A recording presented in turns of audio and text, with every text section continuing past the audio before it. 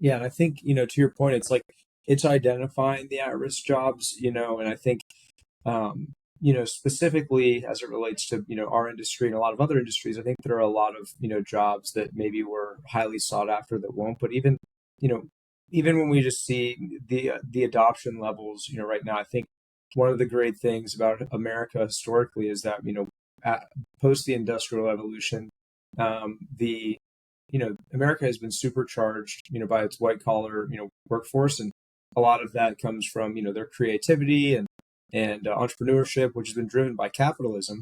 But it's, now we're kind of approaching, a place where when we're looking at those at risk jobs, it's easy for us to kind of look at it now and go, okay, well, these aren't, manual labor. These are, these tools are being implemented to really help with not necessarily a lot of the creative thinking, but streamline creative thinking and really very quickly increasing the abilities of entrepreneurship and self-starting. So it's really going to be interesting because I think it's going to come for the white collar jobs that a lot of people thought were safe historically, and I think that we can dive into it a little bit more, but I think there are a lot of areas that are going to be greatly affected by this. Yeah, no, I think that's another great point to where not only does it causes problems, but it also creates things that might be a strength where this AI piece will be a catalyst for innovation 100%. It allows any tinkerer or curious mind to just get down, get their sleeves up and just start creating stuff and get to idea to point of concept or a prototype to get to the market and then understand whether the market is willing to pay for that. But before, that would take months, maybe a year, depending on how complex the idea is, hundreds of thousands of dollars potentially. Now you can do that with a couple $100 and some free time, which makes a massive difference on a society that values creativity and innovation and is willing to pay you for that. Yeah, I agree. I mean, I think it is, when we're looking, from my perspective, when we're looking at the jobs that are at risk, within my industry, you have a lot of tasks that are very, detail oriented. They're very specifically laid out. You need to come in every day. You need to make a marketing brochure. You need to come in. You need to fill out this pro forma. You need to come in and write this research.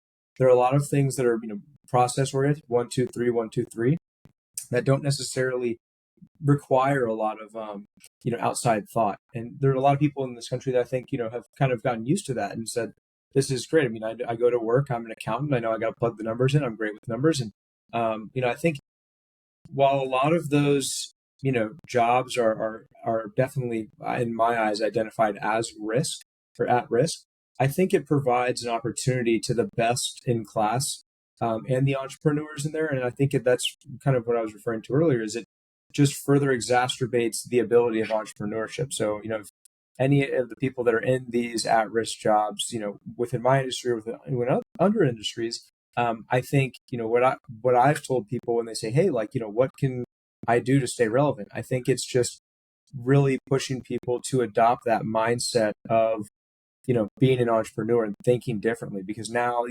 if your entire job is putting together marketing decks and, there's a machine now that can make marketing decks way quicker and way faster than you, well, you need to identify where there may be shortcomings in, in your role and what you could be doing to be even better in your role. And so I think it's really going to fall on the individual, at least from a corporate strategy perspective, for people to find their best paths forward.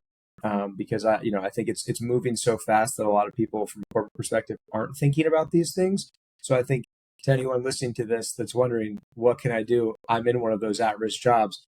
I would definitely take some time to figure out, what can I do to be more entrepreneurial? Where is my current role, maybe falling short? And how can I get ahead of the 8 ball and go to my boss and say, hey, I'd like to start doing this, this, and this. Because if you can enable yourself with these new AI tools, be proactive and be entrepreneurial, those people will be the people that will be, coming out on top at the end of this golden age of AI.